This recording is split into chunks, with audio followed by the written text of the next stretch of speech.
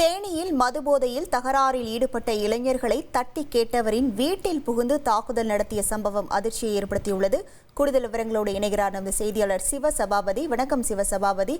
தற்போது இந்த தாக்குதலில் ஈடுபட்ட இளைஞர்கள் மீது ஏதேனும் நடவடிக்கை எடுக்கப்பட்டிருக்கிறதா? என்ன நடைபெற்றது? முழு விவரங்கள். தேனியில் வள்ளி நகர் பகுதியில் சேர்ந்த அதிமுக வார்டு செயலாளர் முருகன் கடந்த 3 தினங்களுக்கு முன்பு பாத்தீங்கன்னா முருகன் தன்னோட வீட்டுக்கு இருசக்கர வாகனத்துல செல்லும் போது அந்த பகுதியில சில இளைஞர்கள் மது போதையில அந்த பகுதி மக்களிடையே தகராறுல ஈடுபட்டுக்கிட்டு இருந்தாரு.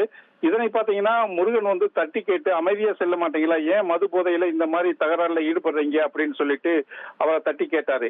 இந்நிலையில பாத்தீங்கன்னா மது போதையில இருந்த அந்த 4 இளைஞர்களும் முருகன் வீட்டிற்கு முன்னால் முருகன் வீட்டு முன் நிறுத்தப்பட்டிருந்த இருசக்கர வாகனத்தை கீழே தள்ளி எட்டி உதைத்தது மட்டுமில்லாம முருகனை தகாத வார்த்தையால் திட்டியும் அதே போல் முருகனுடைய வீட்டு கதவை அடித்து நொறுக்கியும் ரகளையில் ஈடுபட்டனர்.